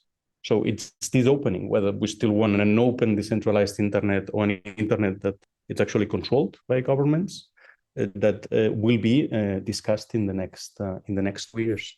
There is a first milestone, which is called the Global Digital Compact. The Global Digital Compact is now in the process of being shaped in the UN. And actually in the next month, the co-facilitators of the Global Digital Compact in the UN are going to publish what it's called the Zero Draft. Global Digital Compact, it will be a series of high-level points of what UN members, countries, would expect the internet to be. This is extremely important, very difficult to agree because you're talking with China, Russia, etc. We're going to have the first draft in the next couple of weeks. The Commission and the External Action Service are going to organize, we're going to organize a consultation with the stakeholders on this first draft, because it's actually the EU who's going to negotiate within the UN what's going on there. But we want to hear EU stakeholders, including young people, give us very concrete feedback on what's your take on this first draft of the Global Digital Compact. So here we'll be in touch. It's very concrete. You know, you will have a text, you will have an opportunity to gather together. It's better that rather than doing it one by one, you get together before, you form an opinion about this first draft. And then when we organize the consultation, which will be an oral consultation, so there will be a meeting, but we will also accept contributions in writing. You send us those contributions, and these, when we go in New York and negotiate the final text of this Global Digital Compact, we will for sure take them into account. This is just the first step of a very packed program in the next months. There is the WSIS discussions, the World Summit on Information Society plus 20 discussions. World Summit on Information Society happened 20 years ago. And this was stages of all sorts of inclinations getting together and defining what it's called the Tunis Agenda, which is a bit the constitution of internet governance. But all governments agreed that, well, we should form the IGF, we should, sustain a multi-stakeholder model of internet governance. This is what is actually going to be discussed. This is the constitution of internet governance. This, again, it's a process that it will take for sure more time than the Global Digital Compact to define. But this is a process that we will take in an extremely multi-stakeholder way. We will organize different ways of getting your input, getting the input of all the stakeholders in very concrete terms, so that when the EU goes to these negotiations, we know what you think and we can put forward your ideas when it comes to having a concrete document. And then we are constantly engaged in exercise to promote the global open internet abroad. We know that it's not a given that the open internet will be maintained as the core technology of digital societies across the world. We have just launched a new project called Global Initiative for the Future of the Internet, which is a multi-stakeholder project that has as a reference something that we did with many like-minded partners, including the United States. It's called the Declaration for the Future of the Internet. That a series of points, more or less the same than the Global Digital Compact, that define what states should do or should not do in relation to the internet. We will be promoting this declaration, we will be promoting those principles, and then there will be plenty of events, of activities, of benchmarks. And here again, we will involve you, as we've done before, by the way, on all these activities. But these are just three concrete things that I wanted to tell you that the Commission is preparing. They're very concrete. And that rest assured that your opinions will be very much taken into account in these processes. And I think that this initiative, really creating the EU IGF, is really, it goes with the times. I think that we will see a lot of internet governance discussions in the next years. The next Commission for sure will take it as a priority. Well, you're well settled to be influential in that debate. Thank you very much. Thank you. Thank you, Steph. And I think you have now a great group even in Brussels, so they can. All right, thank you. Levi, up to you. You have the floor. All right, thank you, Steve, and thanks to everyone in the room. So just indulge me for about 5, 10 or 15 more minutes so that we just conclude the panel and then maybe just take 2 or so comments before we close. And at this point in time, I'll invite Professor Pedro, and just asking maybe one or two questions. I'm sure Professor Pedro is in the room. Yes, thank you. So for me, it's an issue of, would like to know from you, Professor, if we still have an issue of interoperability of systems and applications, and how could it be solved technically speaking? Is it a question of better standards? And then maybe you can also consider adding your thoughts on the opportunities for the future young professionals with regard to the internet governance space and the internet technology as well. Professor Pedro, how about you? Thank you, Levi, for passing me the floor, and thank you also to Professor Julia. It's a great pleasure to be here. The questions are very good, thank you. But prior to answering, just let me or allow me to stress out that I'm very grateful for being here. It's very interesting to participate, and I'm actually thrilled for being here with you. Congratulations on all the arrangements. I can only see a fraction of what you're doing here, but bringing all these people together, I think this is a very good initiative, and this is truly inspiring. Please keep pushing, okay? So to answer to whether we have an interoperability issue nowadays, the answer is definitely a yes. Okay, so we have this interoperability problem, and we have this because we have many systems and applications, and they are growing like mushrooms everywhere in a more, I would say, not uncontrolled manner, but as we all like technology, and since the digital realm is really a thrilling environment that grows up without boundaries, let's say, all of these technologies that are growing nowadays, they have an interoperability problem because they grow by themselves. So they don't usually talk with each other. We can solve these problems technically, but actually I think, and sorry for diverging on a little bit on this, I think that we also need to acknowledge some things that are more psychological than technically, for example, than technical. For example, I believe that we need to first acknowledge the fact that this ecosystem that we are talking about, most of it, which is the digital ecosystem, is constantly evolving nowadays. So it's not an ecosystem that stopped or just there, that's completely defined, or that we have an instance of this. So we need to acknowledge this first, and we need to think that it's constantly evolving, and we cannot expect to develop a solution that is entirely fixed for all the digital ecosystem because the ecosystem is changing. This also means that we have to take a more practical approach to this question of interoperability, and maybe we need to think that we are not going to solve the problem with a one shot. This is something that's psychological, because if you talk to other humans, most of them will always say, okay, we need to sit down, think about this, and devise a solution. But this might not be the answer in this case.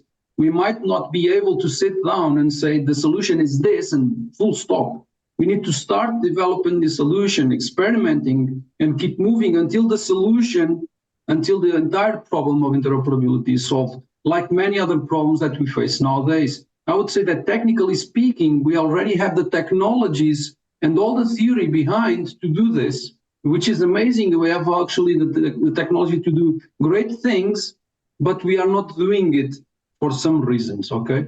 So I think that we also need, and this is the third aspect, we also need to bring the people or the persons with the hands-on experience on all the things that concerns technology, and not only the people that think about, devising stuff. So we need to bring people that are working, not only the practical people, this is more than that, not only the practical people, nor the people that theorize about stuff. We need to bring people that are actually coding and working the applications, the developers, into these talks, because sometimes what happens nowadays is that we find or we develop a lot of, I'd say, legislation then does not meet the technology that we have, or they are not exactly feasible in the way that we put it in the paper. Okay, I think this might sound like a criticism, but it is not. It's just that in our heads, we think ideally, but we should not forget that the internet, the digital, the applications and the systems, they're already there. They were developed, they grew up And now we are trying to make rules for the systems that already are there. So we need to take a different, I would say, a different, more hands-on approach on this also. In terms of speaking, if this is a source of opportunities for the youth, I think that this is a source of an opportunity and a challenge for the youth and for the people that are already not so young at this moment. So I would definitely say that this is a source of opportunities for sure. But let me add something to this point. So, I know that we are in the moment of disruption. When someone asks me if this is an opportunity for the future, and I hesitate, starting at the moment that I start to hesitate talking about the future is the moment I know that we are in a point of disruption, because the definition of disruption is our inability to forecast with more or less reasoning. Okay, so I'm not able to forecast completely. So I know by heart that we are in a moment of disruption.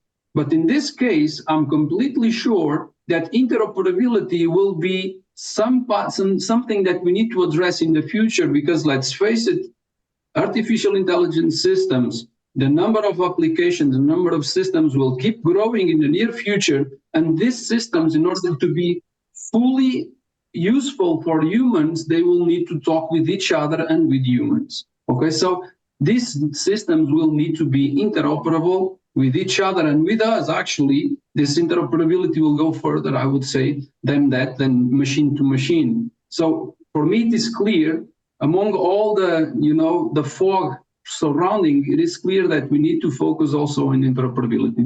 These were great questions because of that. And just to align these answers with the previous talks that we were having here, just let me tell you that obviously interoperability will benefit cybersecurity and artificial intelligence, because systems will need to talk with each other. And as soon as we have the systems interoperable, we will know better their behavior. And if their behavior is better described, then we'll be able to secure them better also.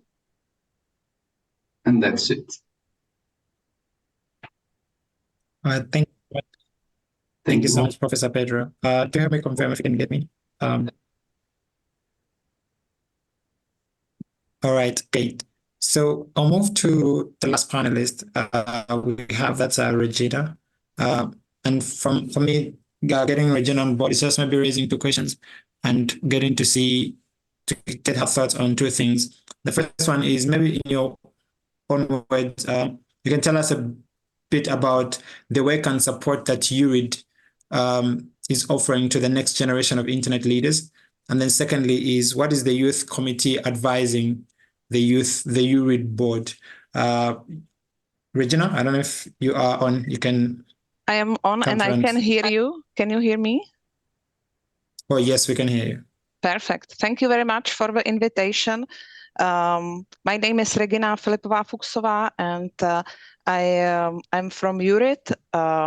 And thank you for your question. I am aware of the time restrictions we are facing, so I will try to be brief. For those who are not familiar with URID, we are part of the technical community in the internet ecosystem. We are managing the top-level domain.eu, but also its variant in Greek and Bulgarian alphabets, which already contributes to the internet for all, let's say, using own language online is one of the big topics as well. Also to get more of the young generation online. We are European by DNA, so we have the privilege of multicultural stuff and also our offices and connections in various European member states. So this is also where we target our activities to work towards young generation. To your question about concrete actions, we try to have something for different ages. And I was glad that Mr. Bouchard mentioned even his 8-year-old kid, because this is a target group. This is maybe not that often thought to educate in basics of cybersecurity or even basics of internet governance. The message that internet is in the kids' daily lives, but it's similar to democracy, nothing granted forever. And we have to take a good care of it is in combination with, for example, coding activities with robots, something which proved to be a good concept under the umbrella of codeweek.eu, where I would invite also the young leaders to participate, because passing the message young people towards even younger is very efficient. What we realized, we are involving, for example, university students here to help us educate the even younger generation. We are also supporting over longer term Youth IGF, and to be concrete in the achievements last year, 2 of the alumni of Youth from the Czech Republic together with us are finally founding the missing Czech IGF and Youth Czech IGF organizations. You also mentioned the Youth Committee. This is a part of our corporate structure already for 4 years. And I can give a heads up that we will soon have 1 spot available, and we will invite applicants to apply for the concrete activities. Together with the Youth Committee, we introduced one of the categories in our .eu Web Awards for young people.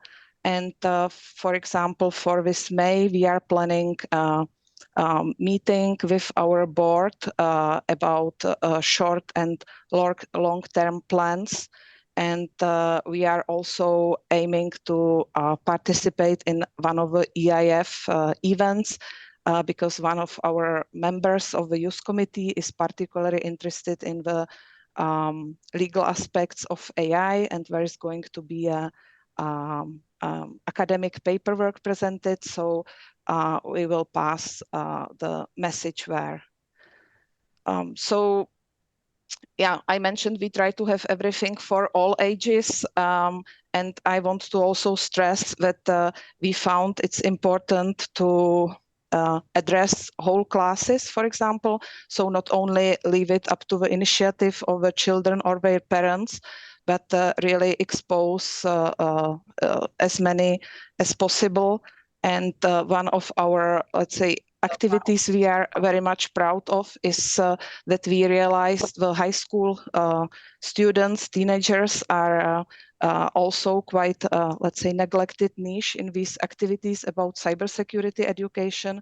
And we developed a form of art competition, which proved to be very attractive for young people to express their opinions, their threats, their vision of secure internet in the form of artwork. And also we connected with debates with the classes if they are interested about cybersecurity, also together with the professors. And we also heard some spillover towards the families, which is, I think, the way forward as well. So I don't know if the time would allow to mention some more of the activities we have, but yeah, maybe we still want to keep something for the Q&As. All right, thank you so much, Regina. I think for now, allow me to ask the floor if there are any comments, questions, or thoughts based on what the panelists have said, and maybe also highlighting a few things that stand out for you from some of the things that were shared earlier in the discussion. Maybe just for within 5 minutes before we get to share our thoughts, probably in the chat, on some of the youth track proposed or youth IGF related questions or thoughts. Any questions or comments from those that are online and those that are in the actual room on site? If you are online, please feel free to raise your hand, and then we can. You can say something as well. Please engage. So we have the track now, how it works. If you want to make a statement, please. Are there any questions in the on-site or online? Please feel free to raise your hand, and you'll be open to share your thoughts or questions.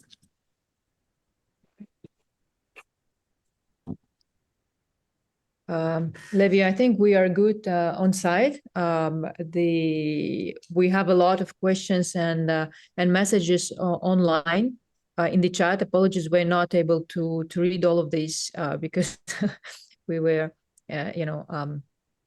trying to moderate the meeting.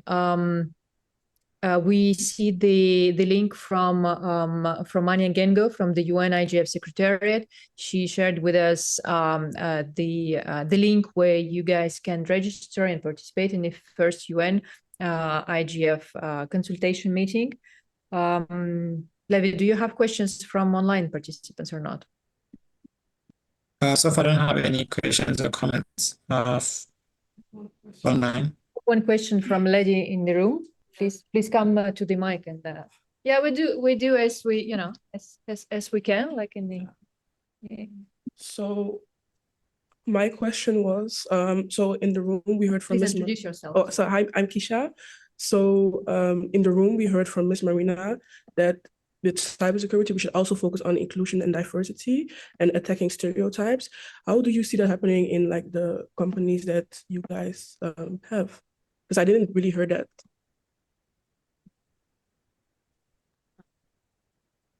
I have to repeat your question. I don't think I got it right. Sorry. So Ms. Marina was talking about attacking stereotypes, diversity, inclusion, and I'm just wondering how you guys see that happening, because I've not really heard that being attacked in everything that was said just now. So yeah, I was just wondering how you guys see that happen. Sorry, do you hear me? Or let me pick on the Yes, question. now I can hear you. I don't know if there's anyone among the panelists who would like to respond to the question. Can we ask Professor Pedro? Professor Pedro is actually focused on cybersecurity, and he had one of the biggest cyber attack in his university. And so actually, I don't know if we still have Professor Pedro with us, but that will be interesting to hear your point of view, but also other speakers as well, maybe from .eu, if we still have Regina Fuchsova with us. So yeah, Levi, up to you actually in the online space. Professor Pedro, maybe you can share that. Still here. I was hearing, but this question was more about inclusion and fighting the discrimination. Was if I understood correctly, right? yeah, exactly. Yes.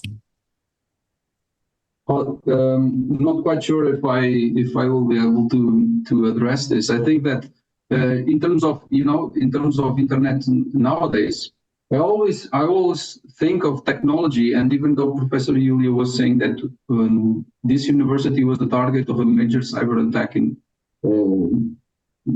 2022, actually 1 year and 2 months ago or 3 months ago, this was a very, very bad. And this could impact my way of viewing or seeing how technology affects our lives. So at that time, I was really, sad about technology, let's say, because this impacted also my work. And I've always been very optimistic about all of this. And in terms of inclusion, I always thought that internet, the digital realm, and all of those technologies, all of these technologies that we use nowadays, are great tools for that. They are completely, I would say, agnostic, and I hope that they continue agnostic. So, but when we are talking obviously about these new artificial intelligence techniques that target our data, our way of being, it's hard not to think that they might be instruments, even if not explicitly mentioned like so, instruments against that aspect of our life. So I just hope that we will be able to keep the internet and the technologies that are evolving in the internet and in the digital realm safe and completely agnostic to any kind of bias of any kind, either positive or negative. I hope that these technologies will be another way of tools for us to be better in the future. I don't know if this addressed this question. Thank you, Professor Pedro. I don't know if we have another speaker who would like to intervene on that. And after unfortunately, we'll need to close, I think, the meeting. Please. Maybe just a contribution to the inclusion part from the technical point of view. Yes, we are using the technologies as much as we can, but as a matter of fact, still 2.6 billion people around the world are not connected to the internet. And part of it is believed to be attributed to the fact that people cannot use their local languages. So this is also why URIT is supporting multilingualism online, including introduction of domain names in all the alphabets of EU official languages. And here I would maybe see also a space for young people to promote this in the local communities. I'm just recalling an interesting presentation by a young lady at the last Eurodic who was active in creating more content in the Sami language. So of course, access is one thing, but then there is also the content in the local languages. And here you can just think about your languages and your local communities and how to support it. And also, you are very much welcome to join the Universal Acceptance Day, which is on the 28th of March, either from the perspective of awareness or joining some of the events which are being organized. Thank you. Thank you so much. Thank you, Regina. So let me just take one question. Is it okay we take one more question directed to the panelists and then from we have 3 more minutes, Levi. We need to really be very, very quick. Please go ahead. All right, sure. So maybe for this one, I'll direct it to Regina or Professor Pedro. Any of the two can take it. The question is, with increasing use of digital tools, how can we ensure a proper media literacy worldwide, taking in consideration the fact that issues related to digital tools aren't always the same? I don't know if Professor Pedro or Regina can take it up, and then from there I'll just do some concluding remarks, then we close. Okay, maybe I can take the floor first. I'll be really quick. Sorry, Regina. Okay. So this question is I think that I always learn something, and when I participate in some event or initiative that I'm not completely, in my natural habitat. Let's say this is how I feel today, but that's why this is really good for me. And when I see this question, this is the question or the point in which I'm learning something. The question is good because of the following.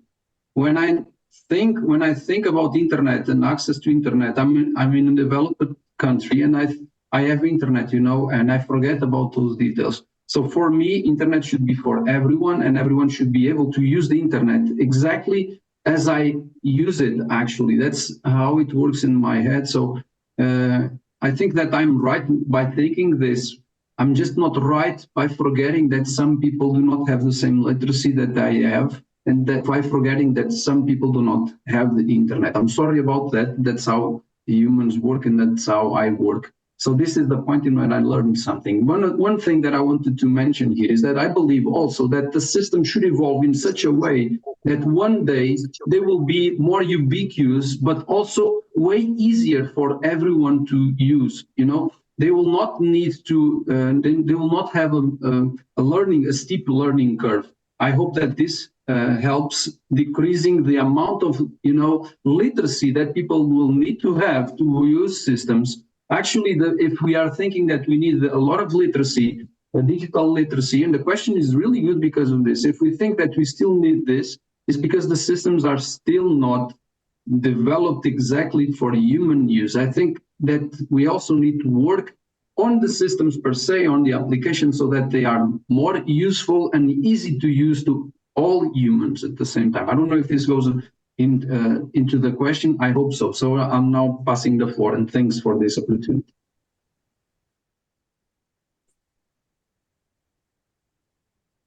I would maybe thank you. add, apart from what I said before, just have a look at the current activities. You are the young leaders.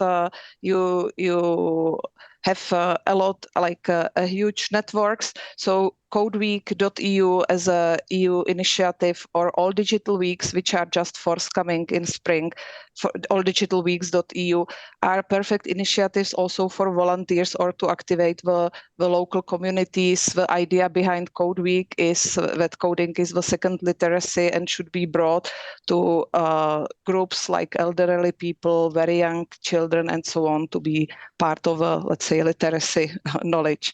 So please check this initiative and see where you can step in with your local networks as well. Thank you.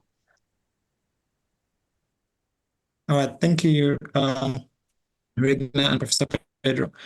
Just maybe two things as we conclude. The first one is, we've talked about a lot of things. Among them is AI and the AI Act.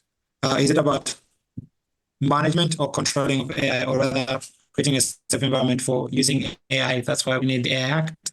The second part is digital cooperation and the European Union perspective, which I think was broadly discussed by the parliamentarians. Then there was a digital skills in education in the European Union context and perspective. And lastly, there was a look at the European Union cybersecurity landscape. Those are things that we can think about. And in case you have conversations or questions and you'd like to take this further, I encourage you to tag the Youth IGF movement on social media. That's on Facebook, on Twitter and LinkedIn. You can just send your questions or type in the chat and tag the Youth IGF, but also tag URID and put a hashtag Youth IGF EU. And from there, we can be able to track all the conversations and keep up with that. All in all, I encourage you to actively participate in any internet governance forum or IGF related initiatives and conversations. And from there, let's get to make our contributions and see how we can contribute to making the internet safer. With that said, we are free to leave. Thank you so much for taking time and allowing us to extend by a few minutes. That's exactly 45 minutes extra time from the time that we were set. And thank you so much for taking time, and have a great afternoon. Enjoy the rest of your week. From me and Julia, we're saying goodbye.